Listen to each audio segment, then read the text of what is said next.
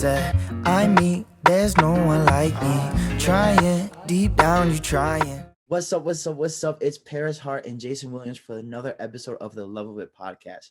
You know, a lot of people made excuses last year for not being active and outside during COVID, but the artist we have today, she's so good that she didn't have to worry about that. She was always on the move. Today we have Ryleigh Modig herself. Clap it up, clap it up. Woo-hoo! So to start it off, you've done a lot by a young age. And on top of that, you're from Spencer, Massachusetts. The Northeast got it popping. I lived in Portland for a little bit, and I would always go down to Massachusetts and hang out down there. I felt like a newfound love. So how do you think growing up in Massachusetts really helped you musically or like supported you to where you became today?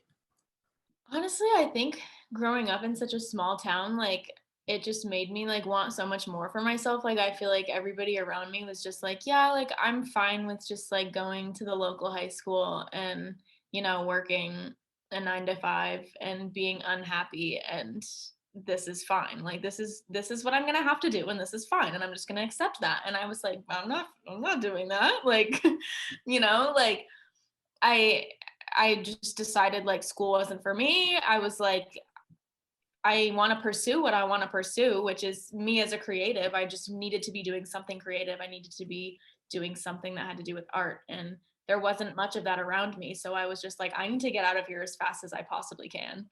Yeah, switching over into the pursuit of your arts and your creativity side in a small town, I'm sure that you've gotten some drawback. I'm sure you've gotten some support. What's some key moments for you that really were just like, okay, now I'm definitely gonna do it? Because sometimes we have the vision and then we have the decision. So what was that moment like for you? Well, I think my dad has always been like a huge musical influence for me. He was in a band when I was younger, so that was like obviously inspired me because there wasn't much around me that I could, kind of be inspired by, but I was also always really inspired by my dad and his music. And I think for me, like the biggest moment that was like, yeah, this is what I want to do, um, was in fourth grade. I remember I was like humming in the bathroom, and one of the teachers was like, Ryleigh, come out here. And I was like, okay. She was like, do you want to sing on the 4th of July, like parade? And I was like, okay. And so I sang at this little like parade concert thing that we had, and like everyone was going crazy and I was like, oh my god, like I think this is what I was meant to do. Like it was stupid because I was young, but it was like, one of those like realizations that I was like, I think I'm meant to be doing something creative for an audience. Mm. Yeah, well, it's definitely showing in your talent, right? Because from 4th of July singing to national TV appearance, I'm sure you're doing something right. I hope so. I sure hope so. Kudos to you for that. Thank you. So from singing from 4th of July to singing now, we notice that your songs have a lot of deep meanings and a lot of deep lyrics. Like, what's your writing process? For me, my writing process is definitely a process. I feel like I definitely have to like process things for a very long time before I write about them because I don't like to write angry music. And I feel like a lot of the things that I write about they stem from anger at first, because it's kind of like people doing you dirty and it's like, like not feeling like you're good enough. And like that can like really stem from an angry conscience. And I don't like to write angry things. And I like to make peace within myself. And so, yes, my music is sad and deep, but um, I just like to process things for a while before I can actually sit down and write music. And it's a very healing process for me because that's kind of like how I wrap it up. And I'm like, okay, this is me letting it go into the universe. And now other people can use this to heal. Yeah, definitely making music for people to heal. It comes with a lot of sharing yourself to the world. But in regards to sharing yourself, you first have to learn about yourself. What's something about you that you put into your music like on purpose? Um, I think I definitely, when I first started writing music, I didn't put out that I was queer. I didn't put out that I was gay. I was very like, okay, I'm gonna leave that part out of it because I want to be like relatable and like, have like the general crowd like my music. But, once I came out on national television and I'm like, okay, this is who I am. I'm not gonna hide it anymore. Um, I definitely, I want my music to have that side of me. I think that makes it authentic if I'm, because I've always been writing music about women. And, um, people will be like, oh, like that boy doesn't deserve you. And, I hated having to like hide that part of me. And now I'm, yeah, you know what? She didn't. She did not. Dang. So when you first opened out about that, how do you think the traction was? Was it something that like when your fans heard it, they were like, "Oh my gosh, like I love her for opening up," or do you feel like people were just against it? I think I think the demographic of The Voice is a lot of older people, like the older generation. So I did get a lot of like, you're going to hell, we hate you, which, you're always gonna get that, Like I knew going into it, I knew that coming out on national television, I was going to get that. So I had fully prepared myself for that. But I also like thought to myself, okay, this is going to be so worth it to be able to inspire other young queer people that it is okay to be themselves, because I never had somebody that I could look up to when I was growing up that was like, a queer celebrity, a queer icon, a queer singer. And I wanted to be that person for young people, to be like, if she can come out and, be exactly who she is, then why can't I, Like it's scary. But if I can do it on national television, then, you can tell your best friend, you can tell your dad, you can tell your mom, just like little steps for them. That's great, and that's so beautiful, and it's so funny because even though people will probably say that online, I bet you when people see you in person, they're gonna say, "Oh my gosh, you have a beautiful voice. Your voice is so strong." And I feel like the people talking negative just becomes an internet problem and just nonsense that doesn't even matter to who you are. But Yeah, I mean, it's funny because the people that I went to school with, like when I first came out, like locally, the people that were like so horrible to me, um, in high school, they all texted me after I was on The Voice and they were like, "Hey, like, how have you been? Let's get lunch soon." And I was like, I remember what you did. Don't try to forget. But And you it's made me eat lunch alone. exactly. Like I will be getting lunch. You can get lunch, but we will not be doing so together. Right. So moving from hate mail from random people on the internet and fake mail from people back at home, there's always a lot of negativity that comes with like progressing and piercing through the industry. And one thing that we try to do in our show is promote the positive side of things, and well, the real side of things, because reality has a lot of positives to it. And what's something in your day that you try to do to enjoy or put some positivity in your life, or relax or rest, something that kind of recharges like the soul or the mind? For me, honestly, like fashion is a really big self-care thing for me. Um, like just going out every day like it's a fashion show and like not caring what this is what I say to my mom is if you live every day like it's a fashion show, it makes life so much less sad. Because it almost like gives you a reason to want to get up in the morning. Um, is like, oh yeah, I'm gonna put together a bomb outfit today. Like on those days where you feel like you have nothing to get up for, it's like, you know what, I'm gonna get up and I'm gonna go out and get a coffee. And even if that's the only thing that I do, I looked good doing it. And then I'm gonna come back and be sad. And that's okay. But at least I did one thing good for myself. It's like, yeah, I'm gonna get that happy hour in, even though I'm having a sad day. I feel Exactly. that. I Exactly. feel It's that. just about, doing at least one really nice thing for yourself a day. And for me, that's just and there's of course those days where I'm like, I'm gonna wear sweatpants and this is what it's gonna be. But Yeah. sometimes it's, journaling or writing music or Joey. But Cat. yeah, it's just, you just have to be nice to yourself. Speaking about fashion, you got a pretty dope aesthetic. Is there anything that like you think like, okay, if I go to the studio, I have to have this or that, or what's that aesthetic like when you're recording or getting into that music zen? Honestly, sweatpants. Like, I like to be very comfortable when I record. Like, I have really nice, like, you know, a matching hoodie and sweatpants. Like, I like to like still look nice, but comfortable, because if I am like in like a tight dress and heels, like I'm gonna not do my best. And that was part of what was so overwhelming on The Voice, is that you're like, you know, head to toe like glammed out, and like people are like touching you and you're like, oh my god, like there's just so much going on. And like I was in 7-inch heels and I'm like, I can't walk in these, like what if I fall? And like those are all the things you're thinking about. But like it's so nice to just like be yourself, and just everything else flows so easily when you're comfortable. Mhm. So switching gears a little bit, you're on The Voice, you're getting touched up, you're glammed up, everybody's talking to you, saying a million things, and then you finally hit that stage, the lights hit you, and you have to sing. What is that feeling like?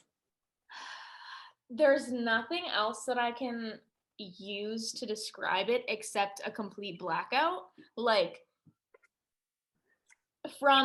so the second I step on stage, like it's like my mind is like racing, like I can't stop thinking. I'm like, oh my god, I'm gonna mess up the first word, like oh my god, I'm gonna throw up, like what if I don't remember like where to step, like what if I don't remember what camera to look at? And then like the music starts, the camera is on me, and then like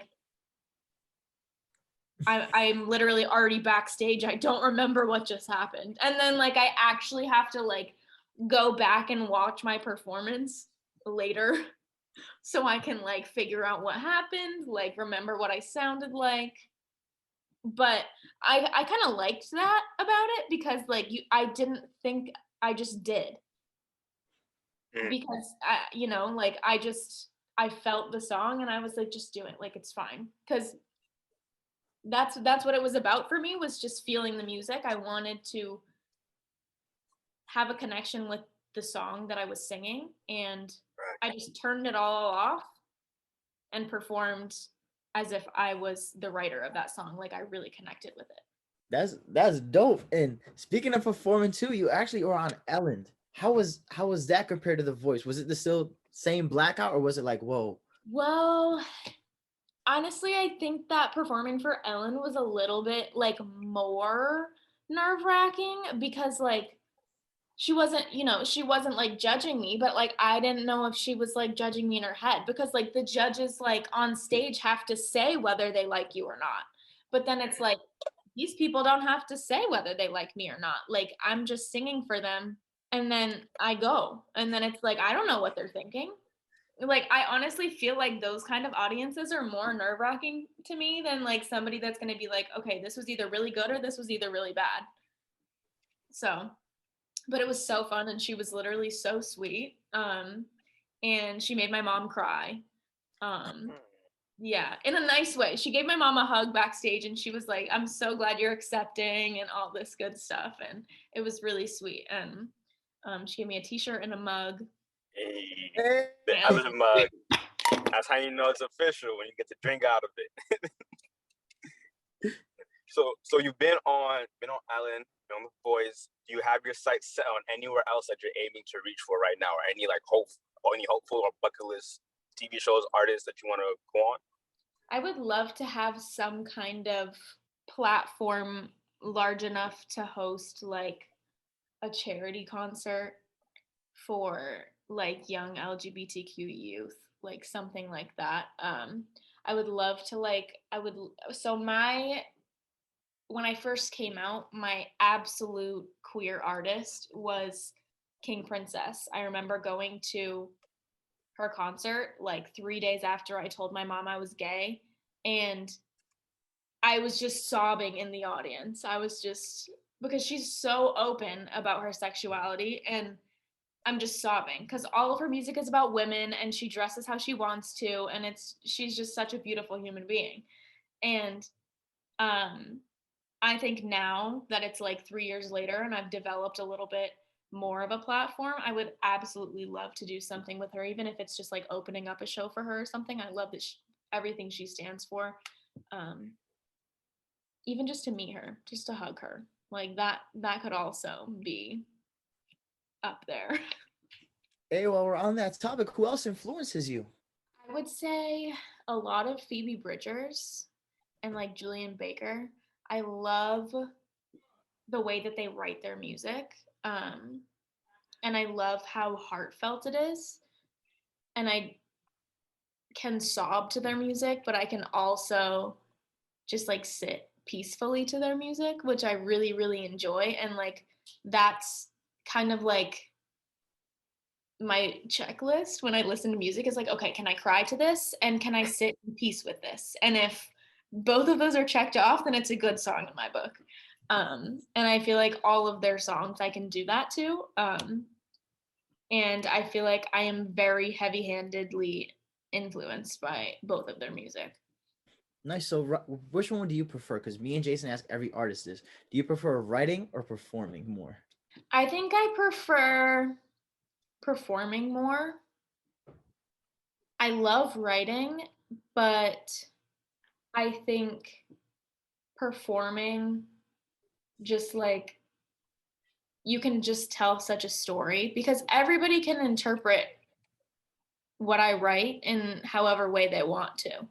But when I perform, whether it's something that I wrote or whether it's a cover, you're watching how I interpret it. You know, you're watching how I take that piece and how I make the connection to it. And that's what I love so much about performing is that I can connect it however I feel. And I'm telling my story to that song. So that's what I really like about performing. And I would say I prefer performing. Yeah, well, we know that an artist is very multifaceted between performing and making music and then, developing online presence. How much of the, I guess, the encompassing picture of an artist do you think that people should work on if they're trying to like reach out into the industry? Like should it be like an all-around approach? Should people stick to what they're good at? Should people try to maximize their skills and learn new things? What's your approach on getting into the industry and really going after your dreams in this career? In my personal opinion, I think if you stick to just one thing, you're never going to learn. If you only do what you're good at in this very moment, you're going to stay in that exact place. Like you have to kind of break out of your comfort zone. Not in ways, where, because, the industry can a lot of the time make you into somebody that you don't want to be. But I think it's very important to not give yourself as many boundaries, definitely have, boundaries, but don't give yourself too many limits when it comes to trying new things because you never know where it can get you. For instance, I thought that I was only ever going to be good at writing music. And then, I knew I was a good singer, but I never thought that it was going to be, big. And I was just writing and, singing out and sharing my little songs with my little local pizzerias. And then I was like, you know what? I'm going to try something new. I'm going to audition for The Voice. It's going to go nowhere, but we'll see. And here we are. You can't ever get anywhere when you're inside of a box. Yeah, and I bet all that little stuff adds up. The experience of performing just over here, writing over here, all the little stuff is always adding up. But until you get a little dangerous with the little stuff, it's always going to be little stuff. And I think that this is a great example of everybody go out there and face your dreams if you're afraid. Pee your pants a little bit and then dry off. Exactly. I'm going to start using that. That's a beautiful saying. Oh, but please don't start peeing your pants. I don't want that to be a Love of It podcast thing. We didn't start that. Do not actually pee in your pants. I think that's a testament to of showing of how you got so far is you have a great voice, and you're writing quality music, and you're standing firm and tall on what you believe in and being who you are and being free. And I think that is really what defines not only a great artist, but a great person. And when you put both of those together, the sky's the limit. So with that being said, like, if there's someone that's out there listening, that's hearing you and that is just songwriting, and they're like, I got to do something, or I want to get into music, or I want to start singing, and I just don't want to be stuck in this box anymore, what advice would you give them? Post it. Post it somewhere. It doesn't matter how many likes it gets. It doesn't matter, if people are like, this sucks. People are always going to tell you that it sucks. People are always going to tell you that you're ugly. People are always going to tell you that you're fat. People are always going to tell you that you're too skinny. It doesn't matter. Post it. Whether you're a model or a songwriter or a guitarist or an artist or a fashion designer, it doesn't matter.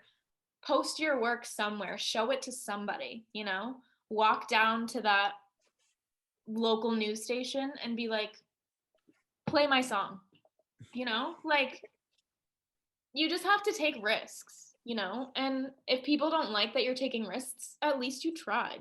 You can't say anything for yourself if you're just like, it's never going to go anywhere, but it could, and it might. There's no harm in trying. Yeah, no, I like that, because the only way that people can tell you that it's bad or if it's, not good is if they listen to it. So you know what? You're racking up some bad comments at first, but the internet is not full of haters. The comments might be full of haters, but that's not the whole internet. And there's a lot of unsung appreciation that happens on the internet, and you never know when you'll find it. You never know when a show will pick you up, when Ellen might just like invite you to the show, when the Love of It podcast might be in your DMs and your emails saying, yo, please come on the show.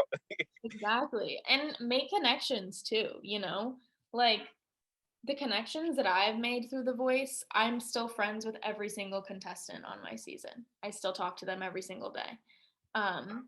Those are the connections that you need, like they're all near and dear friends in my heart, but also collaborating with them, huge news to people. They're like, oh my God, two people from, and also people from other seasons of The Voice too. Like I collaborate and know lots of them too. And people love that. They're like, oh my God, worlds colliding. You have to make connections, whether it's with partnerships or just like finding another, person who shares the same interests as you. It's always good to make connections. Dang. So is there any connection that like sticks out, or that you just want to give a shout out, if it's a contestant from your season or a previous season, or just someone that was on the show? Is anyone that you just want to big up and say, like, this is a solid person? Actually, I would love to give a shout out to Cam Anthony, who was the winner of my season. And he was one of my best friends on the show. And I still talk to him every single day. I talked to him today. And he's just one of the most beautiful human beings that I've ever met. And, you see a little bit of that through the screen, but there's so much more behind it. And, he not only has one of the most amazing voices I've ever heard, but he's just truly one of the most immaculate humans.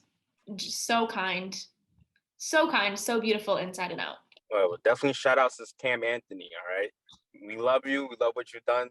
And that's the end of this shout out. Keep up the good work. Keep up the wholesome work. So what can we expect from you out of 2022?